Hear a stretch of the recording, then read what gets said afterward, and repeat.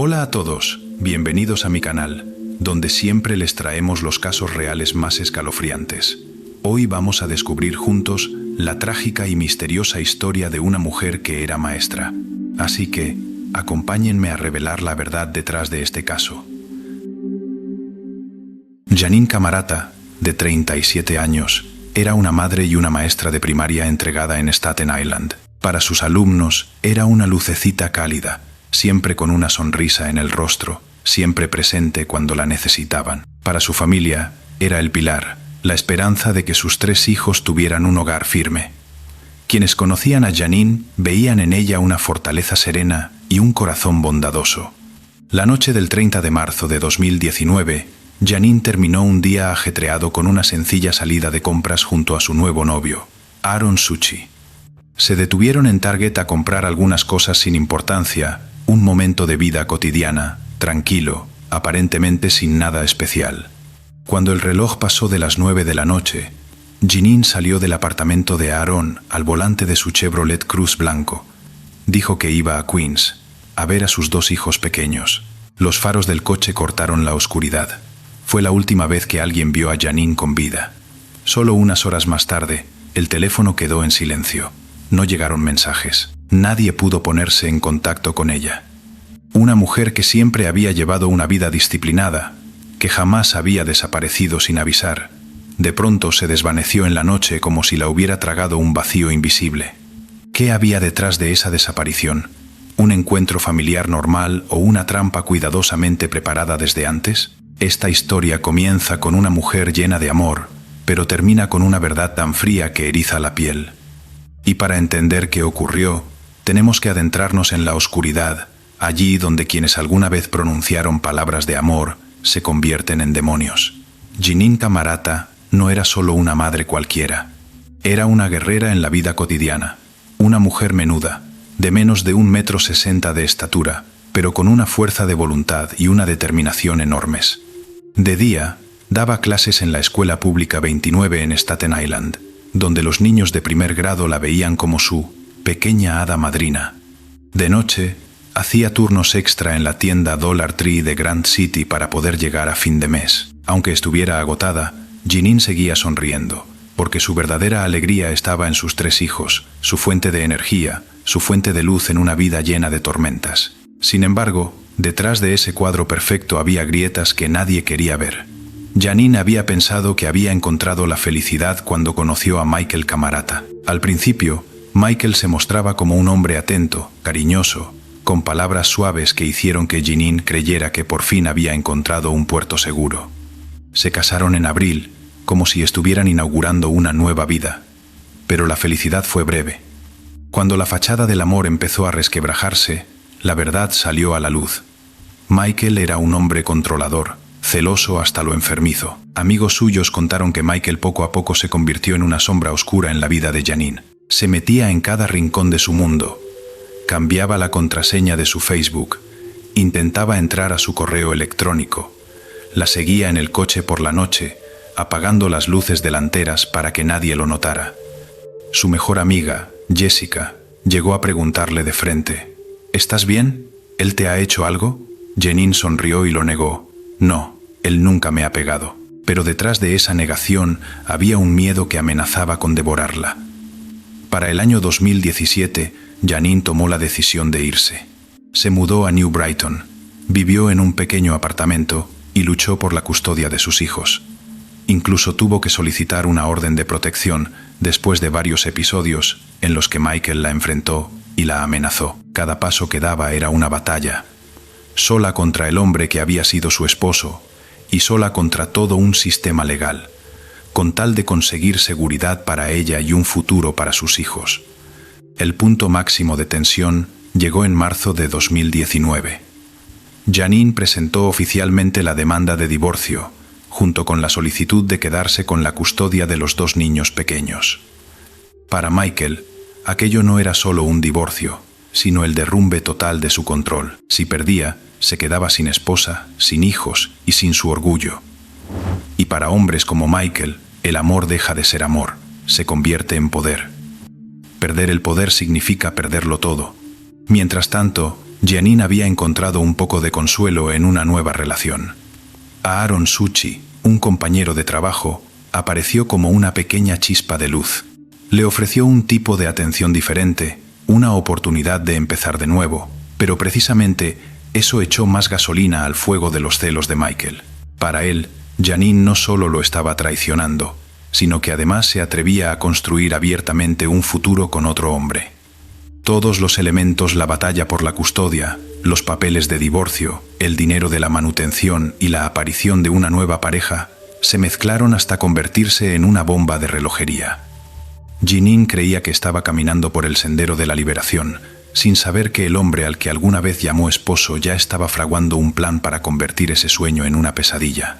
En los últimos días de marzo de 2019, Janine seguía dando clases, seguía preparando la documentación del divorcio, seguía contándole a sus amigos sus esperanzas de reunirse con sus hijos. Nadie podía imaginar que, solo unas horas después de salir de Target la noche del 30 de marzo, todas esas esperanzas serían aplastadas por el mismo hombre que una vez le prometió amarla hasta el final de sus días. La mañana del lunes, 1 de abril de 2019, el aula de la Escuela Pública 29, en Staten Island, se sentía diferente. La primera fila, el lugar donde Janine Camarata solía ponerse frente a la pizarra blanca, estaba envuelta en un silencio helado. Janine jamás había llegado tarde, jamás había desaparecido sin avisar. La directora, Linda Manfredi, sintió de inmediato que algo no estaba bien. Aquella ausencia no se parecía a un simple contratiempo. Era el anuncio de una tormenta subterránea. Al mismo tiempo, Aaron Suchi, el nuevo novio de Janine, también empezaba a inquietarse. No sabía nada de ella desde la noche del sábado. Llamaba, enviaba mensajes, y todo caía en el silencio. Al mediodía, la policía recibió la denuncia oficial. Janine Camarata estaba desaparecida. La investigación comenzó como un caso típico de persona desaparecida, pero muy pronto se transformó en un laberinto lleno de contradicciones. Aaron se convirtió en el primer sospechoso. La razón era sencilla. Él había sido la última persona en ver a Janine con vida, y su historial legal tenía una mancha. Una condena por violar una orden de protección en una relación anterior lo puso de inmediato en la mira. Cuando fue llamado a declarar, Aaron describió su relación con Janine como feliz, normal. Afirmó que, alrededor de las 9 de la noche del 30 de marzo, Janine salió de su apartamento en Staten Island para conducir hasta Queens y ver a sus hijos. Dijo que no la volvió a ver desde ese momento, pero unos días después recibió un mensaje desde el teléfono de Janine en el que ella decía que estaba pasando unos días difíciles, que no quería hablar con nadie y que se pondría en contacto más adelante. Leído por encima, parecía un mensaje de despedida. Sin embargo, cuando la policía lo examinó con detenimiento, el tono resultaba extraño, demasiado breve, demasiado frío. Las sospechas sobre Aaron fueron disminuyendo a medida que él cooperaba, entregaba su teléfono y aportaba pruebas de coartada. Pero enseguida apareció otra sombra más oscura: Michael Camarata, el exmarido de Janine. Aquel hombre no tenía teléfono móvil, un detalle muy extraño en pleno 2019. La frialdad de Michael cuando le preguntaron por Janine también heló la sangre de los agentes. Para un padre cualquiera, la desaparición de su exesposa, madre de sus hijos, sería motivo de angustia extrema. Pero Michael se limitó a sentarse y hablar con un tono seco, como si se tratara de una desconocida. Mientras tanto, la nueva novia de Michael, Aisha, quien estaba cuidando temporalmente de los dos niños pequeños, tampoco mostraba preocupación. Esa indiferencia inquietó a la detective Torres. Cuando le preguntaron, Aisha contó que Janine había ido a Queens aquella noche y que se había sentado en el coche con Michael y con ella. Según su versión, como ya era tarde, Michael no permitió que Janine se llevara a los niños. Dijo que luego Janine se quedó a dormir en el coche, mientras ella y Michael se marchaban. Era una historia que, en apariencia, tenía cierta lógica, pero el detalle de dejar a una mujer durmiendo sola en un coche en plena noche resultaba demasiado cruel, demasiado inverosímil. La policía empezó a recurrir a la tecnología para llenar los vacíos. Los datos de las cámaras lectoras de matrículas mostraban que el Chevrolet Cruze blanco de Janine efectivamente salió de Staten Island la noche del sábado. Pero algo resultaba inquietante. La noche del domingo, 24 horas después, ese mismo coche volvió a cruzar el puente Verrazano de regreso a Staten Island. Todo ello mientras la declaración de Michael sostenía que Jeanine había ido a Queens y desaparecido desde allí. Las contradicciones empezaron a acumularse. Un hombre sin teléfono, una novia que parecía demasiado tranquila y un coche que parecía regresar por sí solo a Staten Island. La policía entendió entonces que aquello ya no era una desaparición voluntaria, era el prólogo de un homicidio.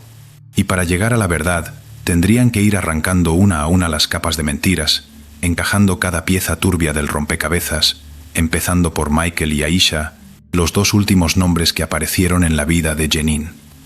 Cuando la policía volvió a buscar a Michael Camarata y a Aisha, los agujeros en sus declaraciones empezaron a quedar al descubierto. Michael insistía en que solo se había encontrado con Jeanine en Queens y que luego cada uno había seguido su camino. Aisha, por su parte, contaba que Jeanine se quedó a dormir en el coche y que ella y Michael se marcharon. Era una historia aparentemente fluida, pero tan sospechosa como fría, desprovista de toda humanidad. Nadie en su sano juicio dejaría a una mujer durmiendo sola en un coche en plena noche helada. La detective Torres y su equipo decidieron profundizar.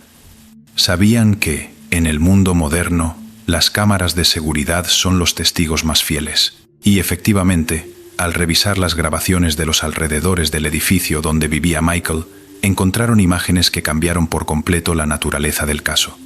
En el video se ve con claridad a Jeanine al volante de su Chevrolet Cruze blanco, deteniendo el coche frente al edificio.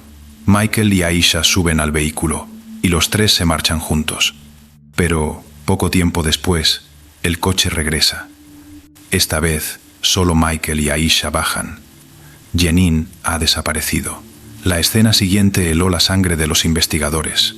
Michael aparece en el patio con un carrito de carga y una gran bolsa de basura negra. Avanza tambaleante, tratando de mantener el equilibrio, como si arrastrara algo inusualmente pesado. Aisha está justo a su lado, abriéndole la puerta con total tranquilidad, y juntos empujan la bolsa hacia el interior. Aquel cuadro bastaba para aplastar cualquier esperanza de que Jeanine siguiera con vida, y bastaba para destrozar la versión de Aisha. Cuando lo llevaron nuevamente a interrogatorio, al principio Michael mantuvo su aire frío y distante. Pero en cuanto la detective mencionó el video, esa seguridad empezó a resquebrajarse. Admitió que había tenido un forcejeo con Jeanine dentro del coche, incluso que la había empujado y golpeado. Sin embargo, de pronto se calló y pidió un abogado. Esa confesión a medias bastó para convertir la desaparición en una agresión violenta real. Aisha, en cambio, cuando fue confrontada con las imágenes de las cámaras, empezó a quebrarse. Confesó más. Dijo que aquella noche, dentro del coche, estalló una fuerte discusión entre Michael y Jeanine. Contó que Michael la agredió hasta que Jeanine perdió el conocimiento. Él la arrastró hacia el asiento del copiloto y entre los dos llevaron el cuerpo inerte de vuelta al apartamento. Incluso afirmó que, en algún momento, Jeanine volvió en sí y gritó desesperada, pero Michael volvió a atacarla hasta silenciarla para siempre. El relato de Aisha estaba teñido de mentiras y miedo, pero bastaba para dejar claro que ella no solo fue testigo, sino también cómplice. En el video, nadie puede negar la imagen de Aisha sujetando la puerta y acompañando la gran bolsa de basura negra que contenía una verdad espantosa. Con las pruebas de las cámaras, la investigación entró en un punto de no retorno. Ahora la policía ya no se preguntaba ¿dónde está Jeanine?, sino ¿qué hicieron Michael y Aisha para hacer desaparecer las huellas de este crimen? Y como en un rompecabezas gélido, cada pieza fue encajando en su lugar. El coche que regresó a Staten Island después de 24 horas, la bolsa de basura misteriosa, la indiferencia de Aisha, el silencio anómalo de Michael. Todo junto componía una imagen nítida. Jeanine había sido asesinada. Solo quedaba una cuestión pendiente. ¿Dónde estaba su cuerpo? Y la respuesta iba a revelar un nivel de crueldad difícil de creer para cualquier ser humano. El jueves 4 de abril de 2019, 5 días después de que Jeanine desapareciera, una misteriosa llamada a la línea de Crime Stoppers abrió el capítulo más oscuro del caso. La información señalaba que Michael Camarata estaba alquilando un trastero en Staten Island, a unas pocas millas del apartamento de Jeanine. Un lugar pensado para guardar muebles viejos y recuerdos se había convertido en la fosa de un secreto innombrable. La policía pidió de inmediato una orden de registro. Cuando cortaron y abrieron la puerta metálica, vieron cajas de cartón apiladas y objetos domésticos. Pero en un rincón oscuro destacaba una gran bolsa de basura negra. Cuando la abrieron, el aire se llenó de un olor intenso a quemado, el olor de ceniza mezclado con el de carne humana chamuscada. Dentro había restos de un cuerpo, quemados hasta quedar irreconocibles. No hacían falta palabras. Los investigadores entendieron al instante que se trataba de Janine, una madre entregada, una maestra querida por cientos de alumnos, reducida ahora a un montón de cenizas dentro de una bolsa de plástico. Los resultados de la autopsia confirmaron rápidamente que Janine había muerto por un fuerte traumatismo en la cabeza y por asfixia. Las huellas en su cuerpo coincidían con lo que Aisha había declarado: una pelea brutal y luego la violencia despiadada de Michael para silenciarla para siempre. Pero la verdad no terminaba allí. Las cámaras de seguridad del trastero mostraban a Michael y Aisha llegando juntos, transportando la gran bolsa negra y un contenedor de plástico. Sin el menor disimulo, con una frialdad escalofriante, arrastraban el cuerpo de Janine hacia el interior.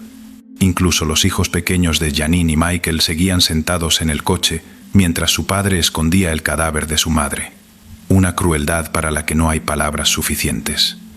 El expediente de la investigación quedó cerrado con una conclusión clara. Michael era el autor intelectual y material, y Aisha, una cómplice activa. El móvil era evidente. Michael no quería pagar pensión alimenticia ni perder la custodia de los niños.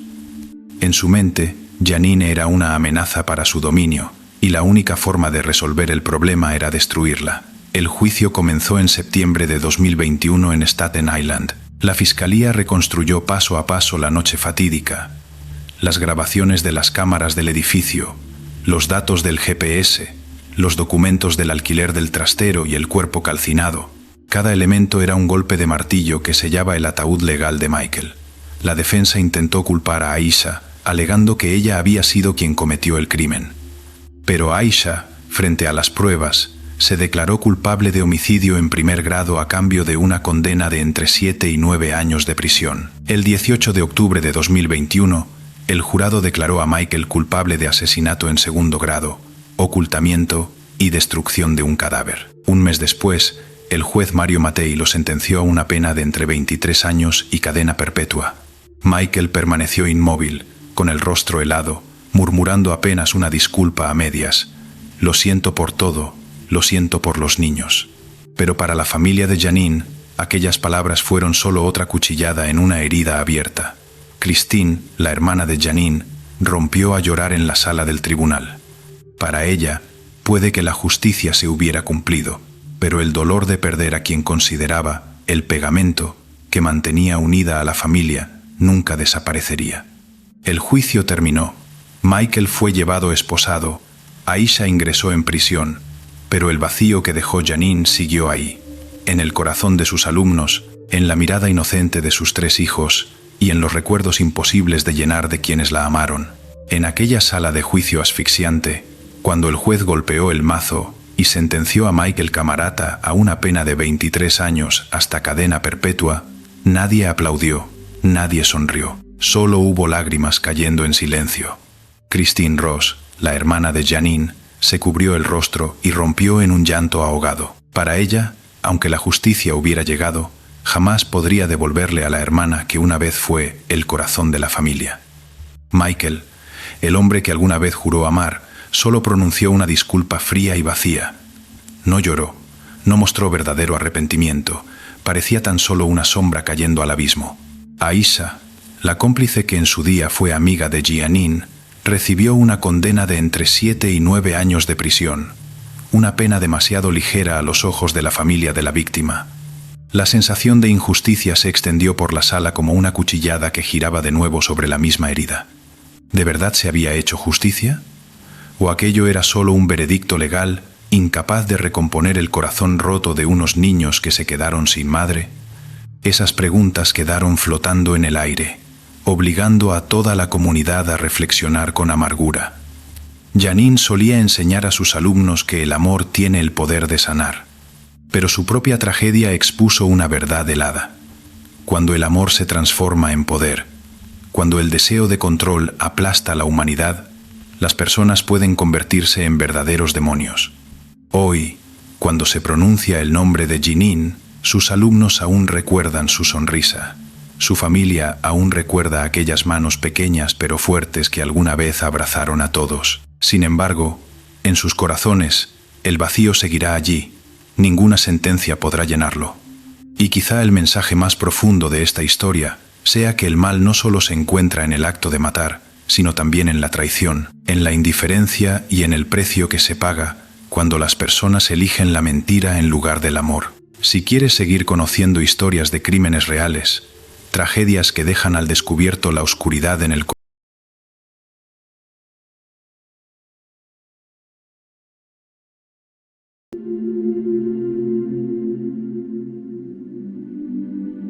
When Houston Police Department faced a horrifying crime scene, they uncovered this haunting piece of surveillance footage. In it, a man can be seen strolling casually through the apartment lobby and stepping into the elevator, and 23 minutes later, he leaves the complex just as calmly as he arrived. But tragically, within those 23 minutes, he had murdered Shelby Thornburg, a young woman only 20 years old. With this security video and other pieces of evidence, detectives believed it would be easy to identify her killer. Unfortunately, this was a meticulously planned and carefully executed operation.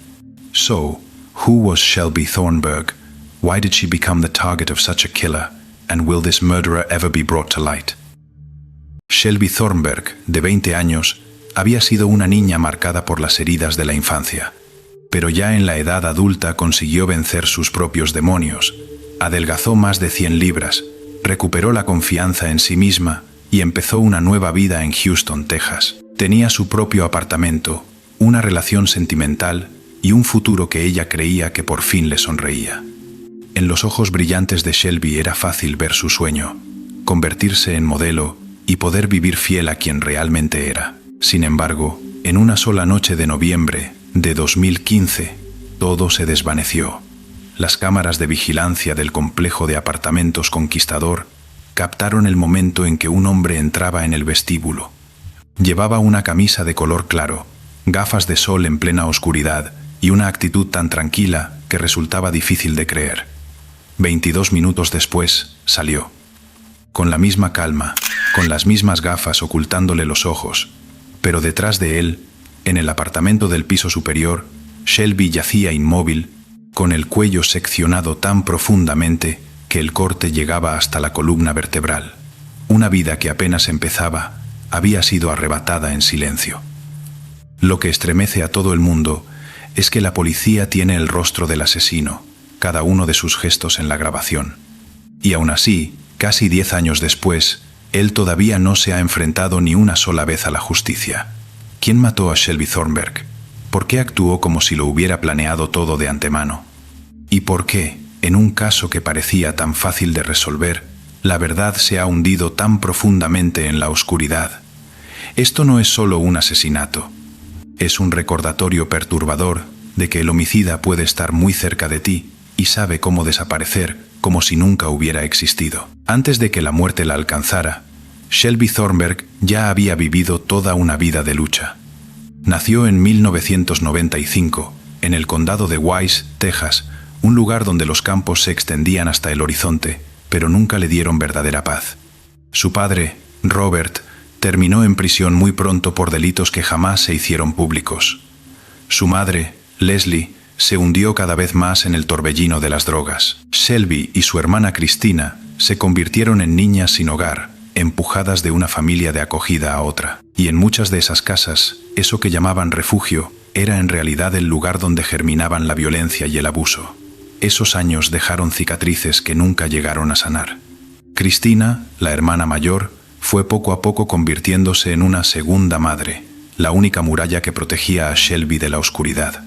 Se aferraban la una a la otra como dos seres a punto de ser tragados por un remolino, creando un lazo imposible de romper. En los recuerdos de Christina, Shelby era a la vez la hermanita frágil y la razón por la que ella seguía luchando contra la vida. Pero aquella infancia desdichada también tuvo un precio muy alto. Shelby cayó en la depresión y buscó en la comida una forma de consuelo. Al final de la adolescencia, medía alrededor de 1,55 m, pero su peso superaba los 130 kilos. Para muchos, eso podría ser solo una cifra, pero para Shelby, que llevaba en el corazón el sueño de convertirse en modelo, era un muro que la separaba del mundo. Entonces llegó una decisión audaz que lo cambió todo. Shelby inició un camino de pérdida de peso tan duro como implacable. Redujo las porciones, fue al gimnasio, salió a correr, se obligó a sí misma a soportar el dolor físico para vencer en el plano mental. En menos de 2 años perdió más de 45 kilos. Dicen que los ojos son la ventana del alma, y en los de Shelby la luz había vuelto. Brillaban con la certeza de que podía lograrlo, de que podía vivir una vida distinta. Pero cuando se abre una puerta, casi siempre se impone un precio. El cambio tan rápido la dejó con una gran cantidad de piel sobrante, un obstáculo más para su sueño de caminar por las pasarelas. La cirugía estética era el único camino, pero el dinero necesario estaba muy lejos del alcance de una chica que apenas empezaba en la vida adulta. Fue entonces cuando apareció Marcus Dwayne Johnson. Al principio parecía un hombre atento, un novio cariñoso, pero la verdad pronto se reveló. Marcus no era solo un amante, era un proxeneta, el hombre que controlaba a cada cliente, cada cita y hasta el apartamento donde Shelby vivía. Ese fue el punto de inflexión que empujó a Shelby hacia un sendero peligroso. Detrás de las elegantes puertas del complejo conquistador se sucedían las visitas, cada vez con un rostro distinto. Shelby se convirtió en escort de alto nivel, ofreciendo servicios en el mismo apartamento al que llamaba hogar.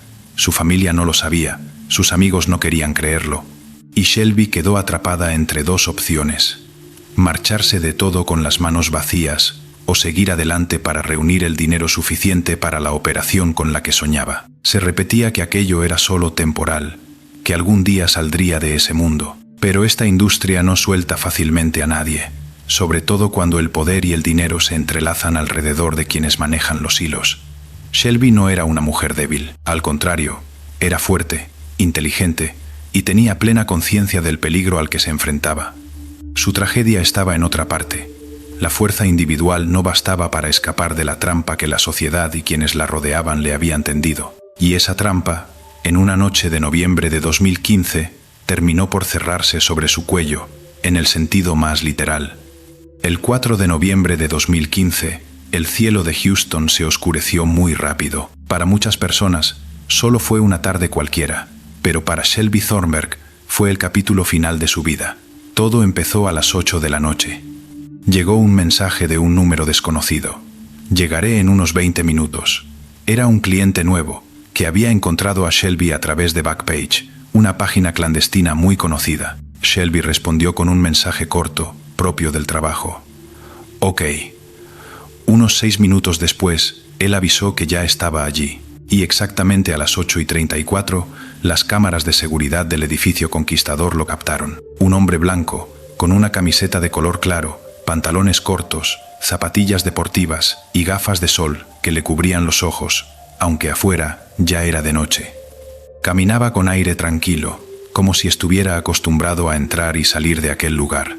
Se sentó en una esquina del vestíbulo, revisó el teléfono en silencio y luego salió del ángulo de la cámara, en dirección al ascensor que llevaba al apartamento de Shelby.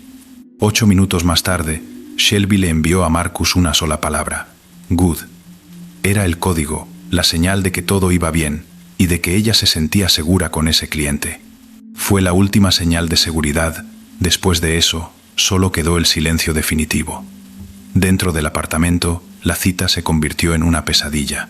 Shelby fue atacada con una brutalidad extrema. El asesino le cortó el cuello con un cuchillo, con una herida tan profunda que alcanzó la columna vertebral y seccionó la arteria carótida, haciendo que la sangre brotara en cuestión de instantes. La muerte llegó rápido, pero no fue en absoluto pacífica. En las manos y en los hombros de Shelby quedaron marcas de defensa, pruebas de una lucha desesperada. Ella peleó, pero no pudo contra alguien que había llegado preparado para matar. Aproximadamente 22 minutos después de entrar, el asesino se marchó. Llevaba la misma ropa, el mismo paso tranquilo, pero con un detalle extraño. Durante todo el trayecto mantuvo la mano izquierda dentro del bolsillo del pantalón. ¿Estaba ocultando una herida que la propia Shelby le había causado? ¿O simplemente escondía el arma homicida?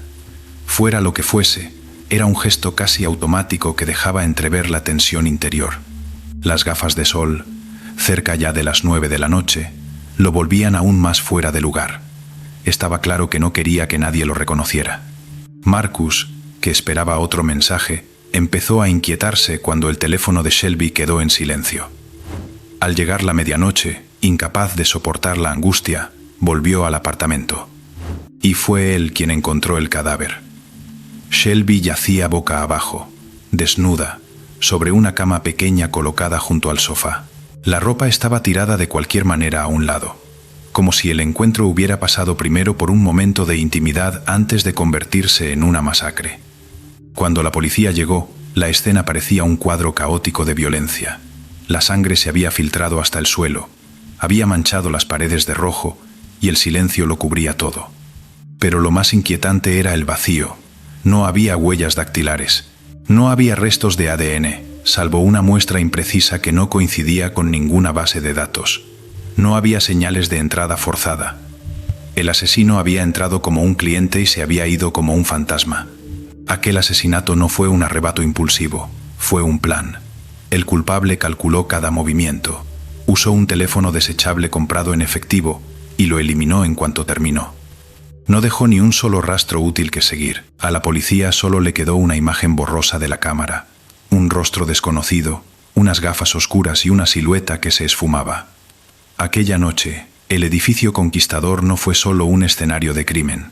Fue el teatro de una obra despiadada, donde el asesino interpretó el papel de cliente inofensivo y bajó el telón con una muerte. Y Shelby, la joven que había logrado vencer a su pasado, fue borrada de este mundo en apenas 22 minutos.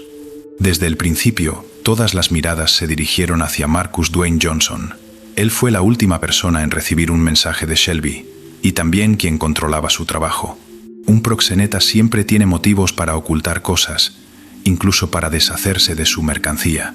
Pero los detectives no encontraron ni una sola grieta en su declaración. Su coartada fue verificada al detalle. Durante todo el tiempo en que ocurrió el crimen, Marcus estaba en otro lugar, con testigos y registros que lo confirmaban. Fue un golpe inesperado para los investigadores. La línea de sospecha más obvia quedó bloqueada de inmediato. ¿Qué quedaba entonces? Solo la cinta de vigilancia. Las imágenes del asesino eran lo bastante claras como para ver su rostro, su manera de caminar, su corte de cabello e incluso esas gafas de sol fuera de lugar en plena noche. Pero, irónicamente, nadie lo reconoció. Ningún residente del edificio lo conocía, Marcus tampoco, y las bases de datos policiales estaban vacías en lo que a él se refería. Los analistas de conducta empezaron a desmenuzar cada detalle, la cabeza inclinada al cruzar el pasillo, señal de vergüenza o de culpa, la mano escondida en el bolsillo, quizá ocultando una herida, quizá sujetando el arma, los pasos lentos, sin prisa, prueba de una confianza escalofriante. No parecía un aficionado. Todo apuntaba a alguien con entrenamiento previo, o, al menos, a alguien que había calculado cada movimiento. El uso del teléfono desechable reforzaba aún más esa teoría.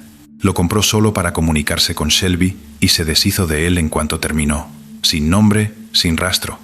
Una desaparición perfecta, típica de quienes han trabajado en entornos donde se exige disciplina absoluta, ejército, policía, incluso sicarios a sueldo. La investigación se amplió y reveló algo inquietante. Antes de matar a Shelby, él ya había contactado a varias escorts con un físico parecido, rubias, de cuerpo pequeño y delicado. Un guión escalofriante empezó a dibujarse. Tal vez se trataba de un asesino en serie que estaba buscando presas, pero en Houston no se registraron más homicidios con el mismo patrón después de aquel.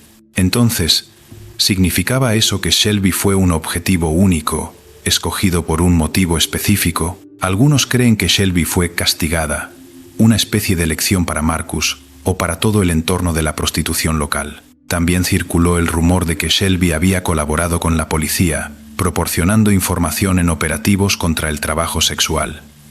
Si eso fuera cierto, se habría convertido en la presa que debía ser eliminada para garantizar el silencio. Esa posibilidad llevó la investigación por un camino aún más tenebroso. ¿Y si el asesino de Shelby era un sicario contratado para callarla? Luego vino un error que dejó el caso todavía más atascado. Christina, la hermana de Shelby, fue quien tuvo que limpiar la escena una vez que la policía terminó su trabajo. Mientras fregaba la sangre de las paredes, vio que el felpudo frente a la puerta estaba manchado de rojo. Sospechando que era sangre, llamó a la policía. La respuesta fue fría. Ya es demasiado tarde. Eso ya no sirve como evidencia. Christina se llevó el felpudo a casa y bajo una luz más clara, se convenció aún más de que eran manchas de sangre. Si tenía razón, aquellas gotas podrían haber sido el rastro que el asesino dejó al marcharse, una oportunidad de resolver el caso que fue desechada. Ese fallo no fue solo una falta de profesionalismo, fue una segunda puñalada directa al corazón de la familia. El asesino ya le había arrebatado la vida a Shelby, y la negligencia les arrebató también la oportunidad de obtener justicia. A medida que el expediente se fue enfriando, lo único que quedó fue la grabación de las cámaras, repitiéndose una y otra vez en la mente de quienes amaban a Shelby. Lo ven entrar, lo ven salir. Pero su nombre, su historia y el verdadero motivo siguen enterrados en la oscuridad. Cuando se apagaron las luces del lugar del crimen, cuando la policía recogió su equipo y salió del apartamento del conquistador, solo quedó una verdad desnuda. La familia Thornberg tendría que enfrentarse sola a la pesadilla. Y fue Christina, la hermana que había sido el único sostén de Shelby durante toda su infancia, quien terminó inclinándose para borrar las últimas salpicaduras de sangre de su hermana de las paredes. Aquella escena no fue solo una herida psicológica, sino una humillación, porque Christina sabía muy bien que, en ese apartamento, la policía había pasado por alto pistas que podían haber cambiado el rumbo de toda la investigación. El felpudo de la puerta, con una mancha rojiza misteriosa, que ella creía firmemente que era sangre del asesino, fue ignorado de manera incomprensible. Cuando Christina llamó para avisar, le respondieron que ya era demasiado tarde. Para alguien que acababa de perder a su hermana, esa respuesta fue como una segunda sentencia. Este dolor no se limitó a la pérdida personal. Abrió una grieta mucho más grande, la forma en que la sociedad miraba a Shelby.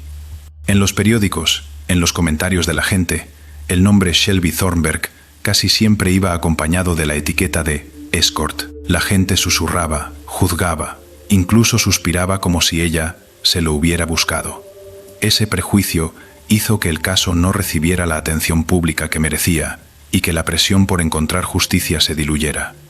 Como si la vida de una mujer joven, por su pasado y por las decisiones que tomó, valiera menos que la de los demás. Pero los expedientes y los testimonios de sus seres queridos muestran a una Shelby muy distinta. Fue una niña llena de determinación, que luchó por bajar de peso y se atrevió a soñar con convertirse en modelo. Amaba a su familia, tenía una gran empatía y anhelaba escapar de una vida asfixiante. Su entrada en el mundo de la prostitución no fue una elección completamente voluntaria, sino el resultado de las circunstancias, de la manipulación y de una trampa social. ¿Y el asesino? Se dibuja a través de actos fríos: preparar un teléfono desechable, evitar dejar rastros, elegir el momento exacto y desaparecer como si nunca hubiera existido. No mató por rabia, mató por un propósito, por el placer del poder o por un contrato sanguinario. En una versión de la historia, podría ser un depredador que se acerca una y otra vez a mujeres como Shelby. En otra, es un sicario pagado para eliminar una amenaza para alguien más. Sea quien sea, su motivación no fue un impulso casual, sino una decisión calculada. Entre esos dos extremos, una víctima con sueños truncados y un asesino helado por dentro, está Christina, la hermana mayor que carga la herida más profunda. A sus ojos, la justicia traicionó a Shelby 2 veces. La primera, cuando la dejó crecer en una infancia marcada por el abuso. La segunda, cuando permitió que muriera en aquel apartamento sin que nadie fuera acusado. Para Christina, aquellos recuerdos se convirtieron en un juramento: no permitir que la recuerden solo como la escort asesinada, sino como un ser humano, con nombre, con edad, con historia. Y la pregunta resuena en la mente de todos los que se preocupan por el caso: ¿dónde se encuentra el verdadero crimen? ¿En la puñalada fría del asesino ¿O en la indiferencia del sistema y los prejuicios de la sociedad? Cuando la justicia se mide según los estigmas, la muerte de Shelby deja de ser solo una tragedia personal y se vuelve una acusación contra la forma en que las personas se miran, se juzgan y se abandonan entre sí. Y fue precisamente esa indiferencia la que creó la oscuridad que envuelve el caso. Una oscuridad densa, en la que el asesino sigue caminando en libertad, mientras la familia de Shelby vive cada día con una pregunta sin respuesta. ¿Por qué? Han pasado 10 años desde aquella noche de noviembre. El asesino entró y salió como una sombra, y, hasta hoy, ni una sola vez ha sido llamado a responder ante un tribunal. La grabación de vigilancia sigue ahí, el rostro impasible, las gafas de sol sin alma. Pero la justicia continúa quedándose fuera de la puerta del apartamento en El Conquistador. ¿La condena para el asesino? Sigue siendo un vacío, pero la condena para quienes siguen vivos es implacable. Cristina, la hermana que hizo de madre para Shelby, vive ahora con el recuerdo de haber fallado en protegerla. Cada vez que lo rememora, la herida se abre de nuevo. No era solo mi hermana, era toda mi infancia, toda mi vida. Es el llanto ahogado de alguien que lo ha perdido todo. Para la familia, el dolor nunca termina. El asesino puede haber desaparecido, pero la imagen de Shelby boca abajo en aquella cama pequeña, con el cuello seccionado, permanece grabada para siempre en su memoria. Ellos no necesitan un veredicto solo para encontrar consuelo. Necesitan la verdad, necesitan justicia, para saber que la muerte de Shelby no ha sido olvidada ni despreciada solo porque, en algún momento, caminó por un sendero que muchos miran con desprecio. Entonces, ¿se ha hecho justicia de verdad? Probablemente no. Pero todavía queda esperanza, y está en la comunidad. En algún lugar, hay alguien que ha visto ese rostro, que reconoce esa forma de caminar y que guarda la llave del misterio.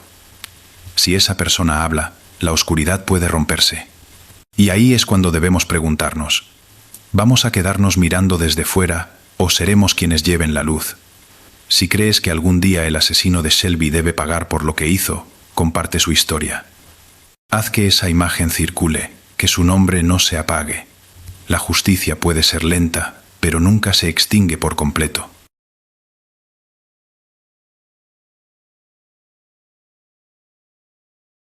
Lily James, una chica de poco más de 15 años, con unos ojos azules claros como el mar de su tierra natal en Nueva Gales del Sur.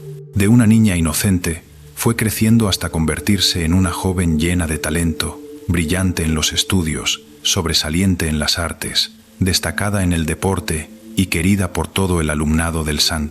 Andrews Cathedral School. Su futuro se abría ante ella como una puerta amplia, inundada de luz y promesas. Sin embargo, en solo unas pocas semanas de un romance secreto, aquella luz fue apagada por una oscuridad que nadie habría imaginado. Una tarde que parecía tranquila en la escuela de siempre, se convirtió en la prisión del último grito de Lily.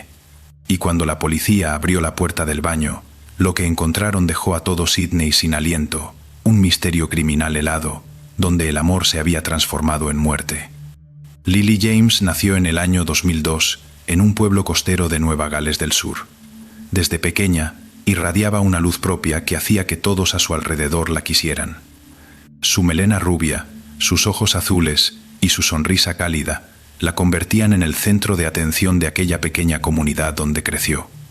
Sus padres, Jamie y Peter, junto con su hermano menor Max, siempre se sentían orgullosos de ella. En un pueblo donde todo el mundo se conocía, la familia James era vista como un ejemplo de unión y cariño. Desde muy temprana edad, Lily mostró un instinto natural para liderar y una gran empatía. En la escuela, no solo sacaba buenas notas, sino que siempre estaba dispuesta a ayudar a quienes tenían dificultades. La imagen de la chica que se sentaba pacientemente durante horas para explicarle de nuevo la lección a su hermano o a sus amigos se volvió algo habitual. No buscaba reconocimiento, simplemente creía que la bondad era el regalo que podía ofrecer al mundo. La energía de Lily parecía no agotarse nunca. Además de estudiar, practicaba deporte, primero natación y luego waterpolo, el deporte al que se había dedicado su padre, un entrenador con mucha experiencia. Muy pronto, Lily se convirtió en una deportista destacada, obteniendo logros admirables. Paralelamente al deporte, también brillaba en el arte. En el Festival Eisteddfod, un importante certamen para estudiantes de países de habla inglesa, Lily eligió interpretar un monólogo de Macbeth de Shakespeare. No se limitó a recitar, encarnó al personaje con cada gesto, transformando la actuación en una experiencia llena de dramatismo. El resultado, el segundo premio en la categoría de teatro hablado y la admiración tanto del jurado como del público. Paul Tyson nació en el año 1999 en los Países Bajos, en una familia acomodada. Su infancia estuvo rodeada de comodidad material, pero no siempre de verdadero vínculo afectivo. En el año 2015, la familia se mudó a Sydney por el trabajo de su padre.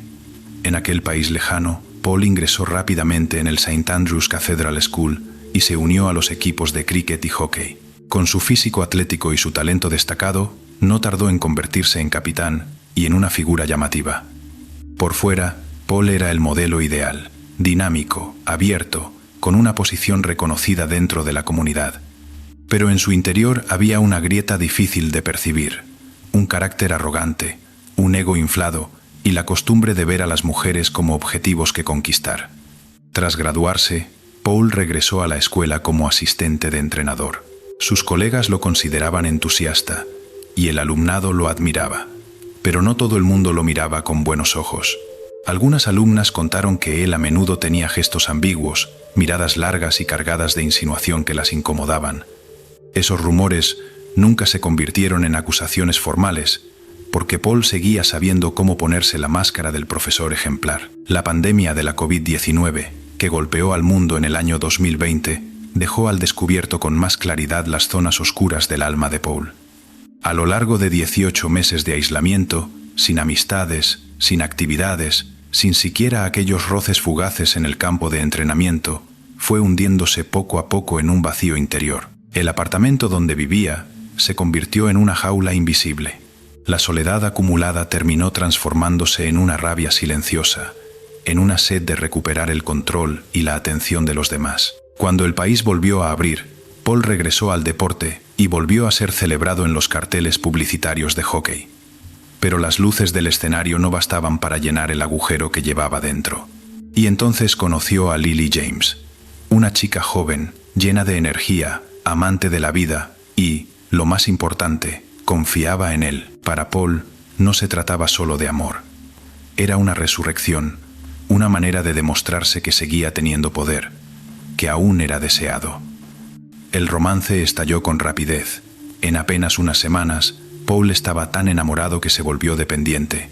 Pero mientras que para Lily aquello era una historia de amor adolescente, romántica y aún inmadura, para Paul se convirtió en una cadena, en una posesión que no podía perder. Cuando Lily descubrió que él había ido por ahí alardeando de su relación secreta, se sintió traicionada.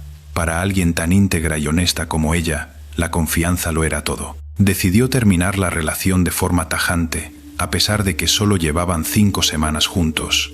Para la mayoría, no habría sido más que un romance fugaz de juventud, pero para Paul fue un derrumbe total. En su mente, Lily dejó de ser una persona con libertad para elegir. Era un objeto, una prueba de que él todavía tenía valor. Cuando Lily dijo no, Paul no vio su propio error. Lo interpretó como una traición, como una humillación imperdonable. El dolor de la pérdida se deformó rápidamente en odio. En los días posteriores a la ruptura, Paul se sentaba solo durante horas, imaginando cómo hacer que Lily pagara. Esos pensamientos, en vez de desvanecerse, se fueron clavando cada vez más hondo. Sus pasos lo llevaron hasta una tienda, donde compró un martillo, una herramienta tosca y fría, que era al mismo tiempo arma y símbolo de la destrucción de la última confianza que quedaba. De ser un entrenador deportivo respetado, Paul se arrogó el derecho de decidir el destino de otra persona. Ya no buscaba perdón, sino destrucción. Y en esa distorsión de su mente, se sembró la semilla de una tragedia imposible de deshacer. El día 25 de octubre de 2023 empezó como cualquier otro. Lily James salió de casa con su mochila y su teléfono, preparada para una jornada larga en el St. Andrew's Cathedral School, donde era a la vez estudiante y entrenadora de waterpolo. De camino al colegio, escribió mensajes a sus amigas, sin sospechar que unos ojos la observaban desde la oscuridad. Ese mismo día, Paul Tyson había alquilado un coche plateado. En el maletero escondía un martillo que acababa de comprar en una tienda de herramientas. No asistió a clases ni fue a entrenar. Paul se quedó sentado dentro del coche durante horas, con la mirada fija en la puerta de las instalaciones deportivas por donde Lily entraba y salía. Su espera no era paciencia, sino un fuego interior, el instante en que creía que su propia justicia estaba a punto de cumplirse. Hacia las 7 de la noche, el entrenamiento de waterpolo terminó. Las risas y las voces del alumnado se fueron apagando poco a poco, hasta que solo quedó el eco del agua corriendo en los vestuarios de la zona deportiva. Lily entró, se quitó las gafas de natación, el rostro todavía radiante tras un día largo. Para ella, era solo un momento rutinario. Para Paul, era la señal de actuar. Las cámaras de seguridad del colegio registraron el momento en que él salía del coche, con el martillo envuelto en una bolsa en la mano. Avanzó con pasos firmes, sin prisa pero sin dudar, directo hacia la zona de los baños. La puerta se abrió de golpe. En aquel espacio donde resonaba el agua, estalló una breve discusión. Lily gritó, lo cuestionó, mientras Paul, en lugar de suplicar, se hundía en la furia. Y entonces, el primer golpe, el sonido pesado del metal al caer. En cuestión de instantes, todos los sueños, todos los planes, todas las aspiraciones de aquella joven de 21 años quedaron apagados bajo el martillo de quien alguna vez había jurado protegerla. Paul no se detuvo allí. Intentó además construir un falso escenario. Tomó el teléfono y la mochila de Lily, esperó una hora más en la oscuridad y luego abandonó el lugar en silencio. En las cámaras, su silueta apareció una vez más, esta vez con el vacío reflejado en la mirada. Condujo hasta Watson Bay, hacia la zona de El Gib, famosa por sus acantilados verticales que se alzan sobre el mar. Mientras la familia de Lily, presa del pánico, llamaba una y otra vez para encontrarla, Paul envió desde el propio teléfono de ella un mensaje a su padre. «Ven a recogerme en el colegio». Una mentira cruel, como si quisiera atar aún más el dolor de quienes estaban a punto de perderlo todo. Y no se detuvo ahí. Realizó también una llamada anónima a la policía para informar de que había un cuerpo en los baños del colegio. Un gesto extraño, a medio camino entre la confesión y el desafío. Después arrojó el martillo y la mochila a un contenedor de basura al borde de la carretera y regresó a los acantilados. En la noche, el viento del mar aullaba y las olas rompían en espuma blanca. Paul se detuvo al borde de la roca, con la masa de agua negra extendiéndose debajo. Para alguien que siempre se había creído invencible, era la primera vez que se enfrentaba al abismo, en todos los sentidos, y al final dio un paso y puso fin a su vida en silencio. Aquella noche, el St. Andrews Cathedral School quedó sumido en una oscuridad extraña. Los pasillos vacíos se convirtieron en testigos mudos. Cuando la policía abrió la puerta del baño, solo encontró una verdad espantosa. Lily yacía allí, fría, en la sala que antes había sido un lugar seguro para cientos de estudiantes. La noche del 25 de octubre, cuando la policía de Sydney recibió una llamada anónima avisando de que había un cadáver en la zona deportiva del St. Andrews Cathedral School, acudieron de inmediato. El silencio del colegio, tan bullicioso durante el día, hacía que cada paso resonara en los pasillos a oscuras. La puerta de los baños se abrió de golpe y la escena que apareció ante sus ojos los dejó paralizados. Lily James yacía inmóvil, el cuerpo marcado por huellas de una violencia brutal. Ya no había duda, se trataba de un homicidio. Lo primero que hicieron los investigadores fue requisar todas las grabaciones de las cámaras de seguridad. Al revisarlas, vieron la figura de Paul Tyson, compañero de trabajo y exnovio de Lily, apareciendo varias veces aquella noche. Iba y venía, llevando la mochila y el teléfono de la víctima. Las pruebas eran tan claras como un cuchillo que corta directo al corazón del caso. Mientras tanto, los padres de Lily, Jamie y Peter, llamaban a su hija en la desesperación. Nadie contestaba al teléfono, los mensajes quedaban sin respuesta. Cuando recibieron la llamada de la policía, no les quedó más que correr hacia el colegio, en estado de pánico. El mensaje de «ven a recogerme al colegio», que Paul había enviado desde el móvil de Lily unas horas antes, se convirtió en una puñalada que se hundía más y más en su pecho. No era solo una mentira, sino una crueldad absoluta. Obligar a unos padres a aferrarse a una esperanza que ya no existía. La policía siguió el rastro, el coche de alquiler plateado, abandonado cerca de Watson Bay, un martillo manchado de sangre en un contenedor de basura, pertenencias personales de Paul esparcidas alrededor de los acantilados de El Gib. El guión fue tomando forma. Después de asesinar a Lilie, Paul había abandonado la escena del crimen, intentó encubrir sus actos y luego buscó su propia muerte. El día 26 de octubre, la policía desplegó barcos e incluso helicópteros para buscar en la zona de los acantilados.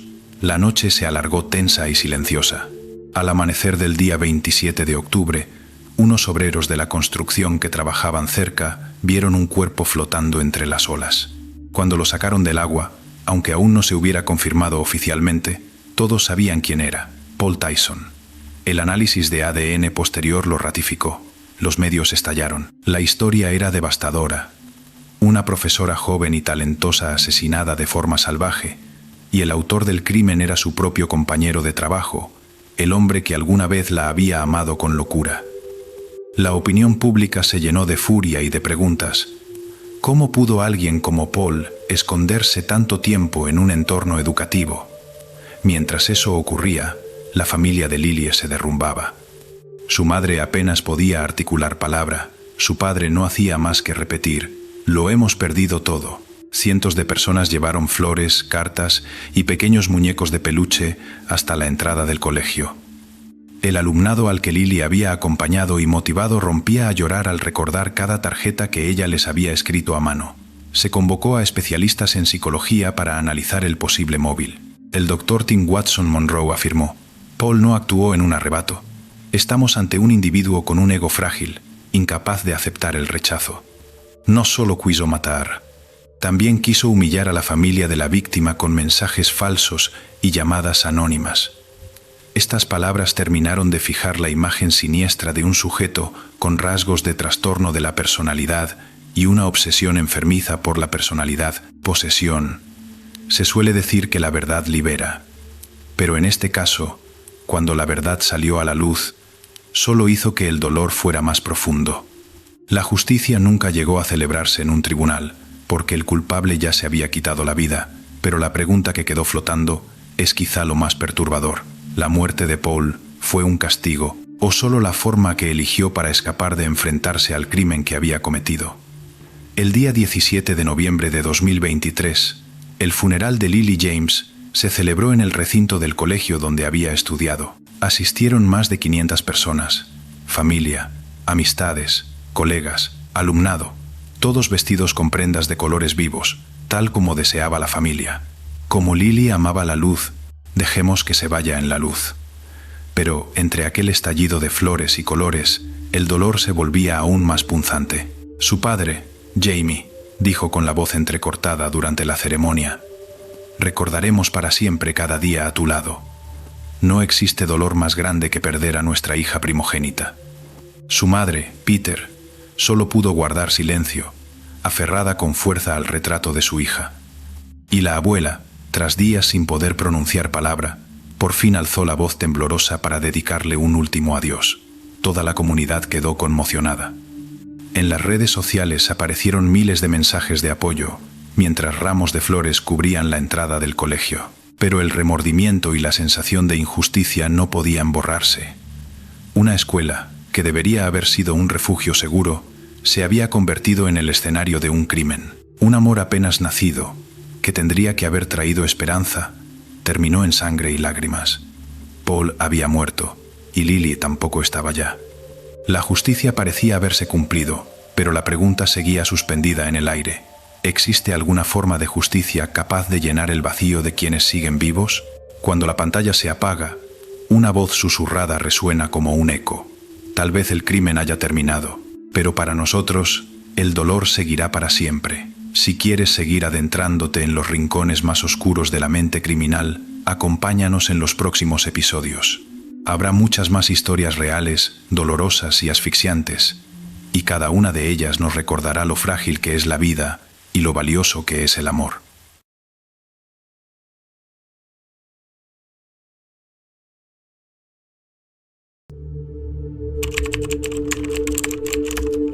En la noche del 30 de agosto de 2017, en un bar abarrotado de Filadelfia, la música retumbaba tan fuerte que ahogaba cualquier conversación. Entre la multitud bulliciosa, Jenna Burley, una joven de 22 años, una chica de sonrisa dulce y un futuro prometedor, disfrutaba los primeros momentos del nuevo año académico. Tan solo unas horas antes, había llamado a su padre para contarle la felicidad que sentía al comenzar una nueva etapa. Pero esa misma noche, ocurrió un detalle extraño. Jenna salió del bar acompañada por un hombre desconocido. Ninguno de los amigos que estaban con ella se dio cuenta de que sería la última vez que la verían con vida. A las 2 de la madrugada, Jenna envió un breve mensaje pidiendo ayuda. Y después de eso, un silencio absoluto. Una joven llena de sueños, una ciudad peligrosa, una desaparición misteriosa. ¿Qué fue lo que realmente ocurrió en ese intervalo mortal? Jenna Burley nació y creció en Harrisburg, Pensilvania. Era la hija de una familia católica llena de amor. Desde pequeña, Jenna destacó por su carácter bondadoso, su pasión por el trabajo voluntario y su amor por los animales. Para sus amigos, era un rayito de sol, cálida pero fuerte. Sin embargo, pocos sabían que, detrás de esa sonrisa, se escondían años de lucha contra la depresión, la ansiedad y un trauma grave que sufrió con apenas 19 años. Un accidente de esquí la obligó a pasar por una cirugía, a llevar metal en los huesos y a someterse a largos meses de tratamiento. Hubo momentos en los que tuvo que usar silla de ruedas, pero nunca permitió que la adversidad la devorara. Escribía un blog, creaba joyería artesanal, donaba a causas benéficas. Eran maneras de reconstruir su vida y encontrar de nuevo un sentido para seguir adelante. En el año 2017, Jenna decidió volver a la universidad y se matriculó en la carrera de Cine y Comunicación en Temple University, en Filadelfia. Era un nuevo comienzo, cargado de oportunidades prometedoras. La ciudad, aunque plagada de delitos, seguía atrayendo a jóvenes estudiantes sedientos de libertad. Para Jenna, no se trataba solo de clases, sino de una oportunidad para rehacer su vida. La noche del 30 de agosto de 2017, coincidiendo con el Wild Wednesday, una tradicional noche de fiesta muy popular entre los estudiantes, su compañera de cuarto invitó a Jenna a salir de bar. Su padre, aún preocupado por un pequeño accidente de tráfico que ella había tenido poco antes, la llevó a cenar y luego la dejó marcharse para que pudiera disfrutar con sus amigos. Jenna estaba ilusionada. Quería vivir momentos normales, como cualquier otra universitaria. Durante aquella noche de fiesta, los amigos se fueron marchando uno tras otro. Cerca de la medianoche, Jenna se quedó sola en el bar. Mandaba mensajes, hacía llamadas, esperaba a que alguien respondiera. El camarero recordaría después. Parecía triste, como si estuviera esperando a que alguien viniera a buscarla, pero nadie llegó. Justo entonces, un hombre desconocido, de aspecto fornido, se le acercó. Hablaron brevemente y luego tomaron juntos algunas copas más. Cuando el reloj marcó las 2 de la madrugada, las cámaras registraron cómo la puerta del bar se cerraba. El hombre desconocido salió primero. Jenna lo siguió justo detrás. Fue la última vez que alguien vio a Jenna con vida. Pocos minutos después, el teléfono de un amigo suyo recibió un mensaje. «Ayúdame», pero cuando él respondió, ese mensaje jamás fue abierto. A la mañana siguiente, el padre de Jenna la llamó una y otra vez, pero el móvil estaba apagado. Recorrió el hotel de arriba a abajo, avisó a la seguridad del campus. La respuesta fría que obtuvo fue: «Probablemente está borracha, ya volverá, espere un día más, un día». Para la familia Burley fue un lapso tan largo como toda una vida. Fueron por todas partes buscándola, pegaron carteles, llamaron a los amigos de Jenna. Nadie sabía a dónde había ido, con quién estaba ni por qué había desaparecido justo en la primera noche de su nueva vida. En medio de aquella ciudad abarrotada, una joven de 22 años se esfumó como si nunca hubiera existido, y la única pista era un mensaje de auxilio, mudo en la oscuridad de la noche. Cuando la policía recibió la denuncia formal de desaparición, empezó por los pasos más básicos de la investigación: rastrear el teléfono de Jenna. Los datos mostraban que el mensaje de auxilio se envió alrededor de las 2 de la madrugada, desde el bar cercano a la universidad. Después de eso, la señal se apagó por completo. La dirección IP, el GPS, todo quedó en silencio. Volvieron al bar. Un camarero recordaba con claridad que Jenna se había quedado hasta la hora de cierre y que, antes de irse, estuvo hablando con un hombre desconocido. Las cámaras de seguridad lo confirmaron. El hombre, llamado Joshua Hooper Tours, de 29 años, era un cliente habitual. Se le veía tranquilo, le compró una copa a Jenna, conversó con ella unos minutos y luego salieron juntos del local. No había forcejeos, ni rastro de coacción. Todo parecía un encuentro casual. Pero fue precisamente esa aparente casualidad la que abrió la puerta del infierno.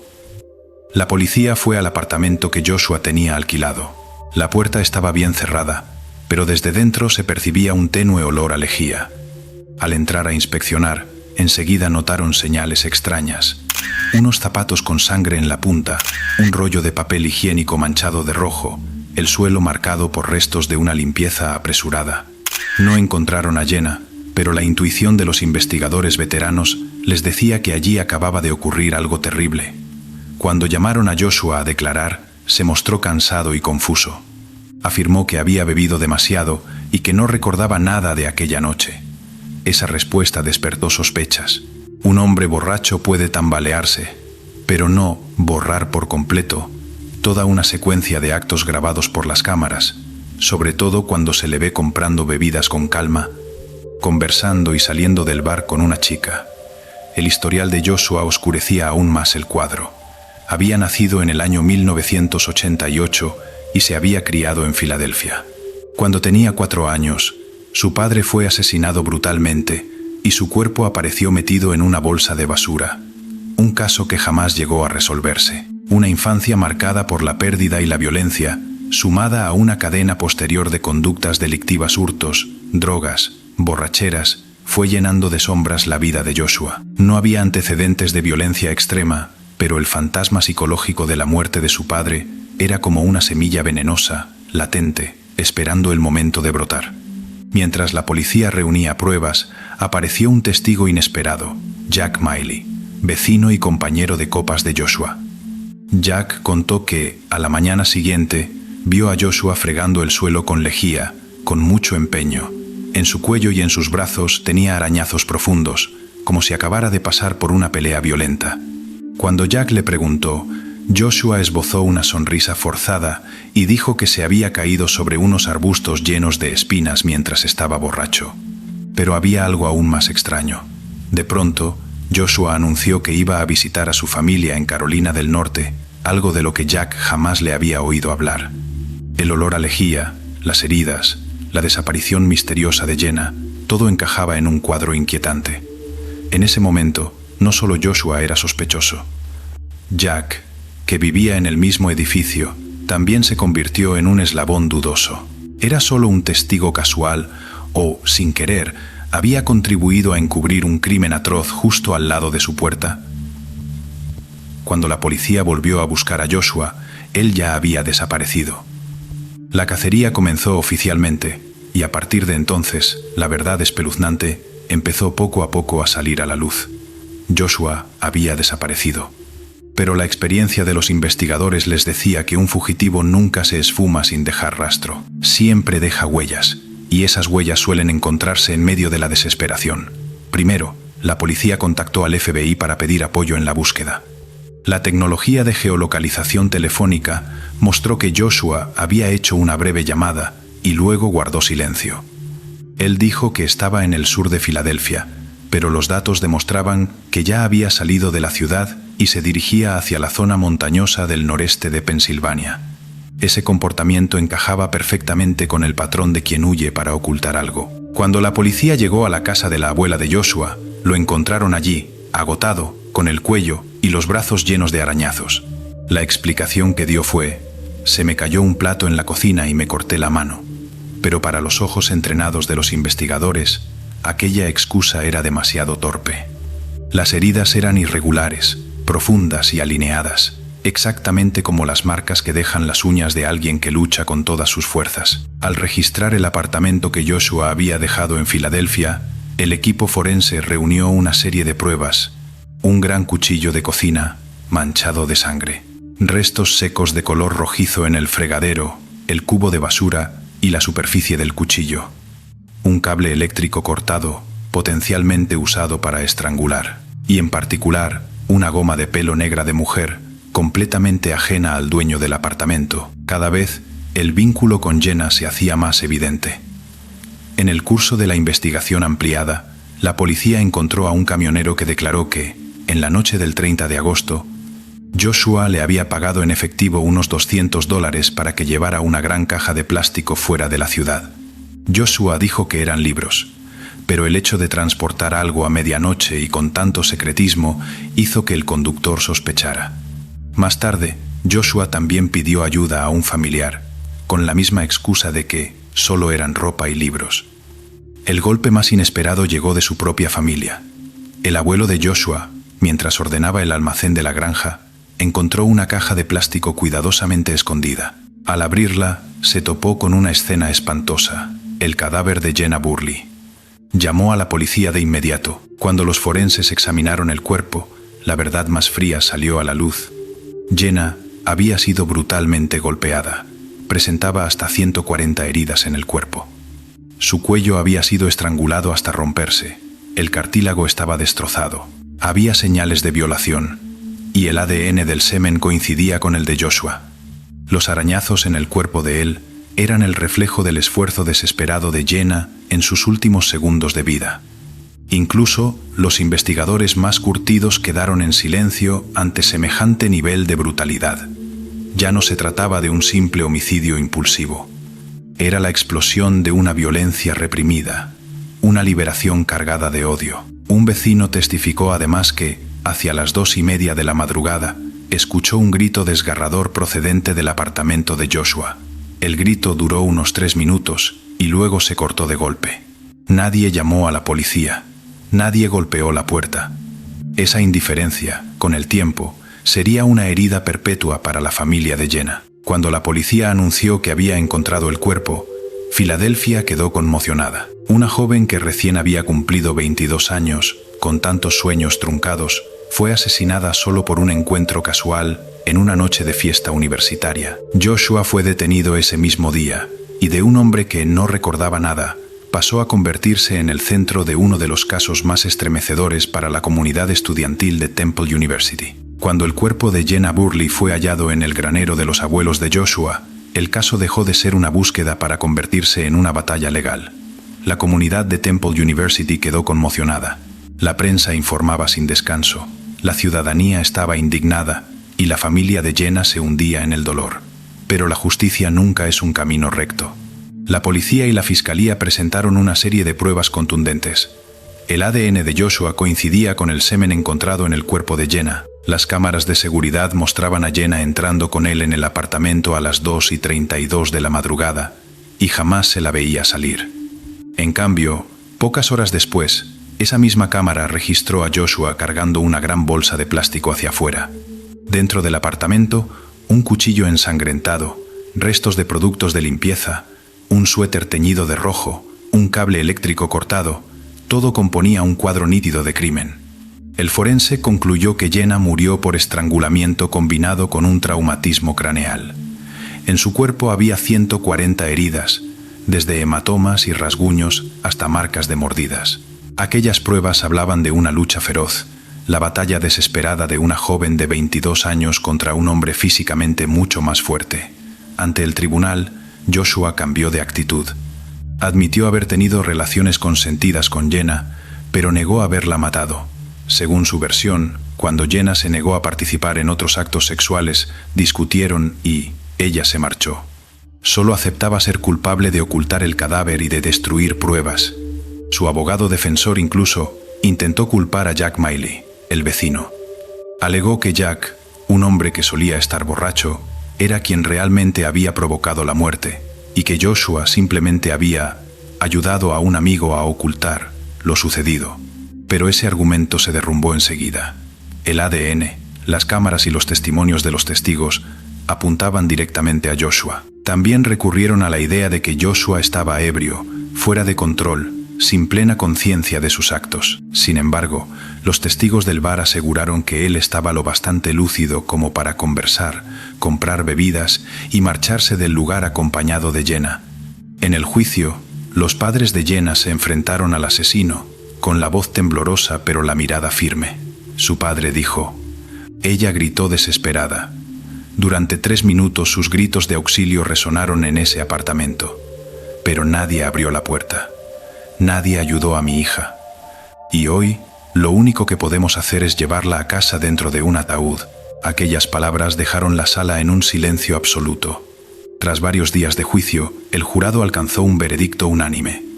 Joshua Hooper Tours era culpable de asesinato en primer grado, agresión física y destrucción de pruebas. La sentencia fue clara: cadena perpetua sin posibilidad de libertad condicional, más 18 años adicionales por los demás cargos. Joshua permaneció en silencio, con la cabeza baja. Pero la familia de Jenna no consiguió alivio. Para ellos, la sentencia era solo tinta sobre papel. La pérdida de una hija llena de vida era una condena de cadena perpetua impuesta a toda la familia. El abogado de Joshua siguió presentando recursos, acusando a la policía de allanamiento ilegal y de plantar pruebas durante el primer registro del apartamento. No obstante, el Tribunal de Apelaciones rechazó esas pretensiones. Joshua morirá entre rejas. La comunidad estudiantil de Temple University continúa marcada por la tragedia. Una noche de fiesta aparentemente inofensiva se transformó en una pesadilla que nadie vio venir. Y la muerte de Jenna se convirtió en una advertencia. En la oscuridad de las grandes ciudades bulliciosas, el mal siempre acecha, esperando solo un instante de descuido para arrebatarlo todo. En el momento en que el tribunal leyó la sentencia, la sala quedó en un silencio absoluto. Joshua tendría que pasar el resto de su vida en prisión, pero nadie en la familia de Jenna sintió alivio, porque la justicia escrita en papel nunca puede llenar el vacío que deja la muerte de una joven que apenas comenzaba su camino en la vida. El padre de Jenna, con la voz entrecortada, dijo: «Mi hija se fue sin haber tenido la oportunidad de vivir plenamente sus sueños. Nosotros esperábamos un milagro, pero lo único que recibimos fue un ataúd frío. Para el tribunal, el caso está cerrado. Pero para mi familia, este dolor seguirá abierto para siempre». Aquellas palabras se clavaron como un cuchillo en el corazón de quienes las escuchaban. No eran solo una condena para Joshua, sino también una acusación silenciosa contra la indiferencia. La del personal de seguridad de la universidad, que ignoró la denuncia de desaparición, la de los vecinos que escucharon los gritos y aún así no hicieron nada. Ese silencio, voluntario o no, también empujó a Jenna hacia la muerte. Y la pregunta que atormenta a muchos sigue ahí. Si alguien hubiera abierto la puerta a tiempo, si alguien hubiera llamado a la policía, ¿habría podido salvarse Jenna? Joshua está entre rejas, pero el dolor sigue vagando libre en la mente de quienes sobrevivieron. Esta historia nos recuerda que el mal no solo surge de la mano del asesino, sino también de la indiferencia de la comunidad.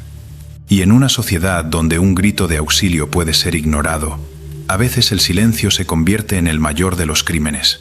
Si crees que estas historias deben ser contadas, para que no repitamos los mismos errores, comparte este video, deja tus pensamientos en los comentarios y suscríbete al canal, porque solo cuando enfrentamos la verdad podemos proteger de verdad a quienes amamos.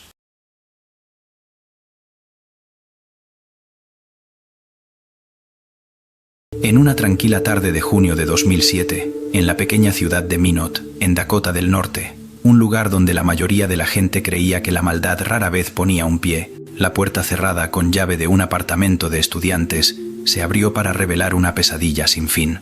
Anita Knudson, de apenas 18 años, estudiante de primer año en la Universidad Estatal de Minot, era una joven dulce con un sueño sencillo pero radiante: convertirse en maestra de primaria, inspirando a los niños como sus propios profesores la habían inspirado a ella.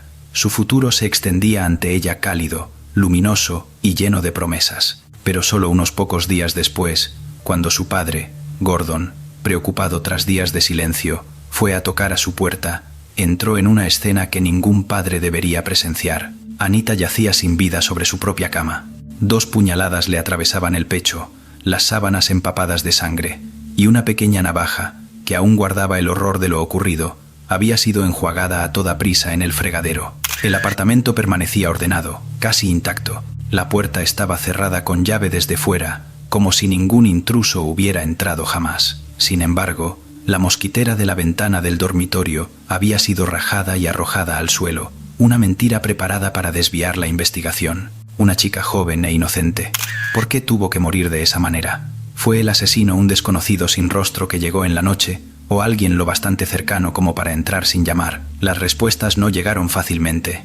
A partir de ese momento, toda la comunidad de Minot quedó atrapada en un viaje angustioso que se extendería durante casi 2 décadas, persiguiendo una justicia que siempre parecía deslizarse de nuevo hacia las sombras. Para entender por qué el asesinato de Anita Knudson sacudió tan profundamente a la comunidad de Minot, hay que dar un paso atrás y mirar la vida que ella llevaba, sencilla, luminosa, pero con pequeñas grietas que nadie vio hasta que fue demasiado tarde.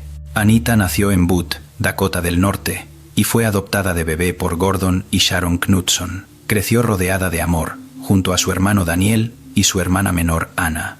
Quienes la conocieron recordaban a Anita como una chica dulce y desinteresada, siempre la primera en ayudar, siempre comportándose con una bondad silenciosa. En el instituto Belva High School, destacó académicamente y se convirtió en el tipo de alumna que todo profesor admira. Inspirada por esos profesores, fijó un sueño propio. Algún día se pondría frente a una clase y guiaría a los niños con la misma calidez que ella había recibido. En el otoño de 2006, Anita comenzó su primer año en la Universidad Estatal de Minot, especializándose en educación primaria. Decidida a no convertirse en una carga para sus padres, tenía varios trabajos a tiempo parcial. Sus mañanas y tardes estaban llenas de clases y después de la escuela, limpiaba habitaciones de hotel en el Fairfield Inn, doblaba ropa y atendía clientes en la tienda Vanity del centro comercial local e incluso hacía turnos telefónicos en el centro de llamadas Telecare. Era un horario agotador, pero demostraba su fortaleza, su independencia y su dedicación al futuro que deseaba. Se mudó fuera del campus a un modesto apartamento para estudiantes, que compartía con otra joven, Nicole Thomas, quien más tarde se casaría y cambiaría su nombre a Nicole Rice. Al principio, la independencia emocionaba a Anita, pero pronto aparecieron grietas. Hubo desacuerdos por las tareas domésticas, frustraciones por el ruido y, de forma especialmente memorable, una disputa por el pez mascota de Nicole, que murió después de que Anita desenchufara accidentalmente el filtro. Eran pequeños conflictos, del tipo que la mayoría de los compañeros de piso tienen. Nadie pensó que irritaciones tan triviales pudieran conducir a una tragedia. Aún así, el mundo de Anita giraba en torno a la escuela, el trabajo y la familia. Por muy ocupada que estuviera, llamaba a su madre Sharon todas las noches. Esas conversaciones eran historias normales sobre las clases, sobre los turnos en el hotel, sobre lo que había cenado. Nunca eran gritos de auxilio, nunca mostraban señales de miedo. El viernes, 1 de junio de 2007, no fue diferente. Anita fue a clase por la mañana, trabajó su turno en el Fairfield Inn por la tarde y llamó a su madre esa misma noche. Todo parecía normal. Con Nicole fuera durante el fin de semana, es probable que Anita pasara la noche tranquila en casa, leyendo o escuchando música. La mañana del sábado, 2 de junio, fue cuando sonaron las primeras alarmas. Anita no se presentó a su turno programado en el hotel.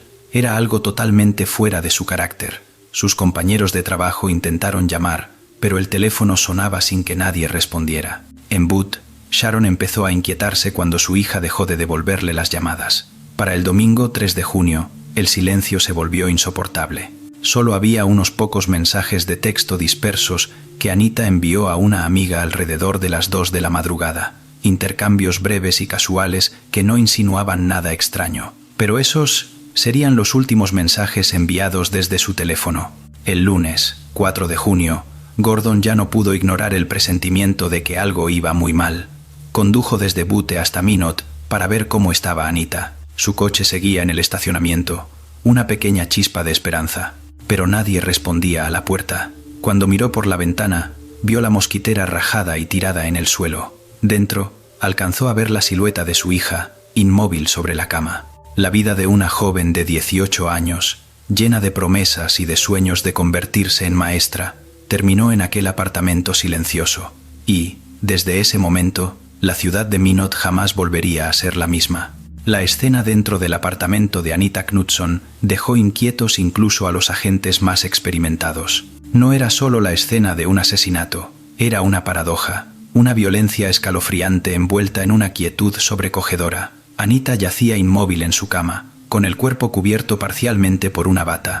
La sangre había empapado las sábanas, pero el resto del apartamento se veía inquietantemente normal. Nada estaba volcado, nada revuelto, nada roto. Era como si el asesino se hubiera movido con una precisión silenciosa, atacando con rapidez y desapareciendo después sin dejar caos, dejando solamente 2 puñaladas en su pecho. Una de esas puñaladas perforó su corazón, rápida y despiadada.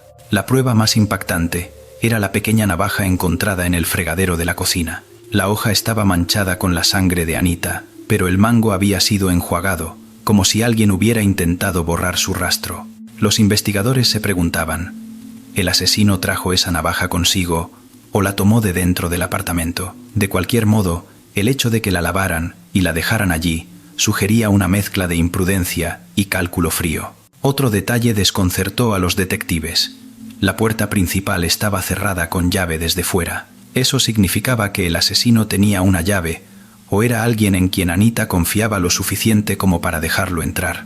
Y aún así, la mosquitera de la ventana del dormitorio yacía en el suelo, afuera, una burda tentativa de escenificar el crimen, de hacer creer que un intruso se había colado en plena noche. El teniente Dan Strandberg y su equipo aseguraron la escena del crimen. Los técnicos forenses buscaron huellas, recogieron fibras, tomaron muestras de las superficies, embalaron la navaja y documentaron cada centímetro con fotografías. Pero los resultados solo profundizaron el misterio. No había huellas dactilares ajenas de valor, ni huellas de barro bajo la ventana. El crimen se parecía menos a un robo con allanamiento y más a la obra de alguien que sabía exactamente cómo moverse dentro sin dejar rastro. El dolor de la familia chocaba de frente con la investigación. Gordon relató su descubrimiento, la puerta silenciosa, la mosquitera rajada, la imagen de su hija bajo aquella bata. Sharon recordaba su última llamada telefónica, la voz de Anita tranquila y normal. Y Anna, que tenía solo 15 años en aquel entonces, diría después que su mundo se derrumbó ese día, en el momento en que perdió no solo a una hermana sino también su sensación de seguridad. Los detectives se centraron rápidamente en quienes estaban más cerca de Anita. Sus compañeros de trabajo del Fairfield Inn y de Vanity confirmaron que ella era responsable hasta el extremo de la rutina. Su ausencia el 2 de junio era impensable. Los amigos de la Universidad Estatal de Minot la describían como amable, centrada, sin enemigos. De forma natural, la atención se dirigió a su compañera de piso, Nicole Thomas, que había estado fuera ese fin de semana.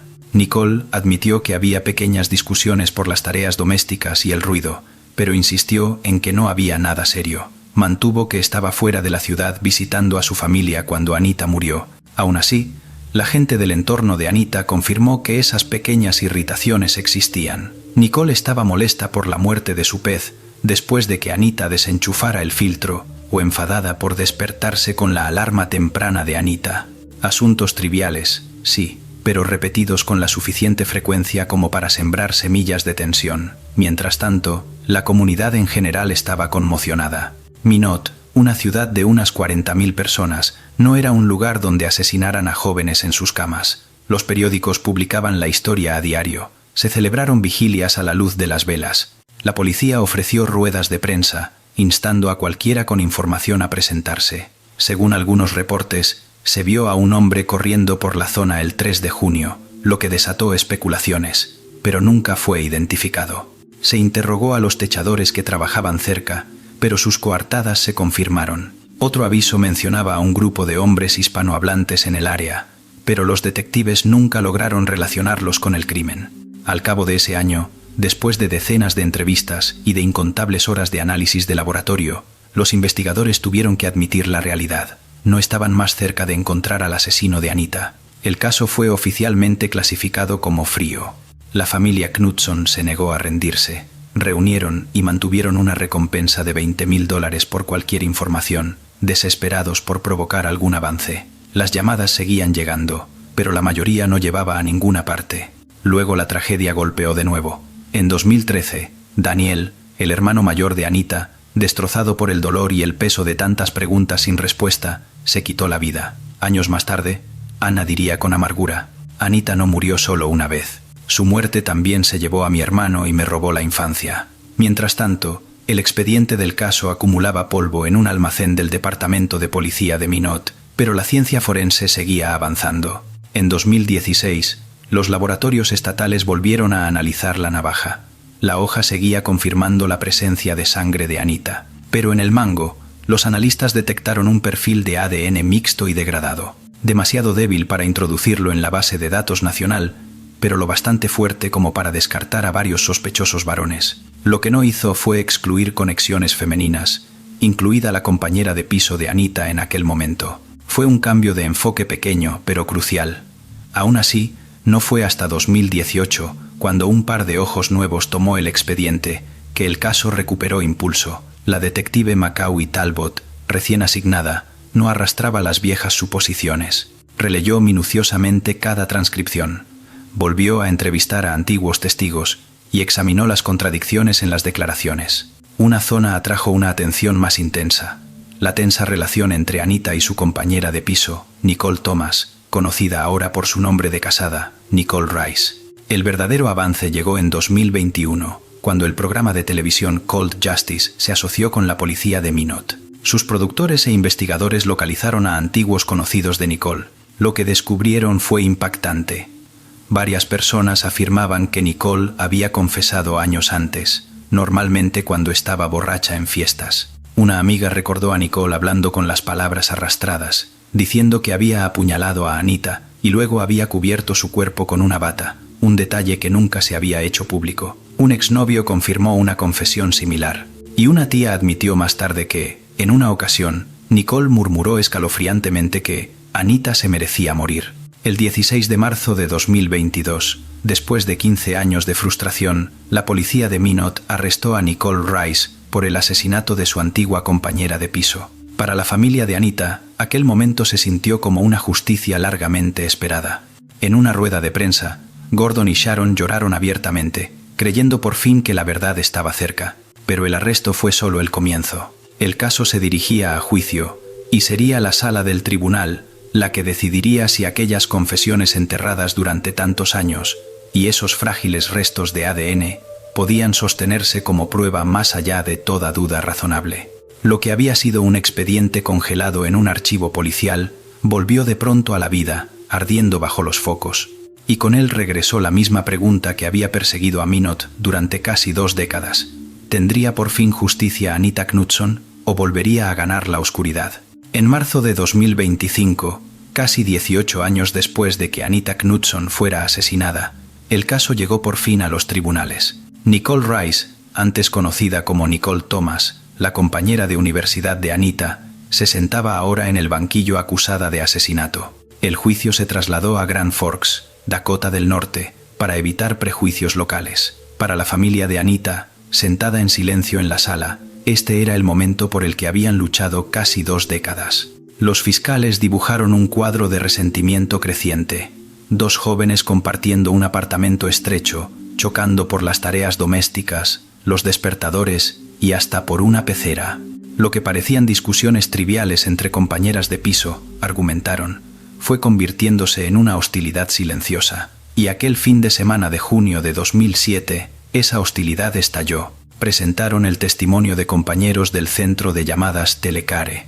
Varios recordaban a Nicole desahogándose con rabia sobre Anita, diciendo que no lo soportaba más. Un incidente en particular, el filtro desenchufado del acuario que mató al pez de Nicole, se convirtió en símbolo de su fricción.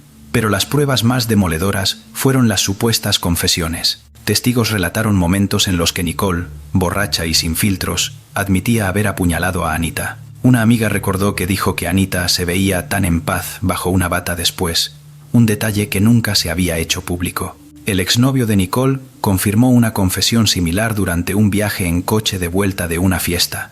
Incluso su tía declaró que, en una ocasión, Nicole murmuró escalofriantemente: Anita se merecía morir. Los expertos forenses reforzaron el caso. Anita fue apuñalada 2 veces en el pecho mientras estaba en la cama, sin heridas defensivas, lo que sugería que dormía. La navaja encontrada en el fregadero llevaba la sangre de Anita en la hoja. En el mango había un ADN degradado que no podía excluir a Nicole Rice.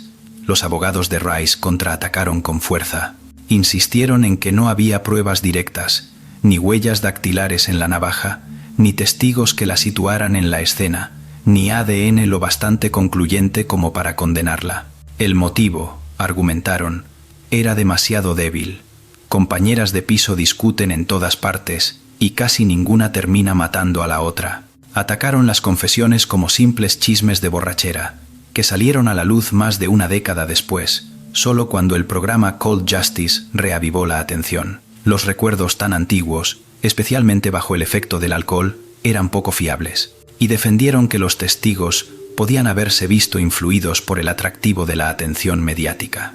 Un antiguo agente del FBI convertido en investigador privado declaró a favor de la defensa, señalando pistas desatendidas. El hombre visto corriendo desde el complejo de apartamentos, los techadores y el grupo de hombres hispanohablantes mencionado en los informes. Sostuvo que la policía ignoró esas posibilidades y se centró en Nicole solo después de que el programa de televisión generara presión. La propia Nicole no tomó la palabra en el estrado.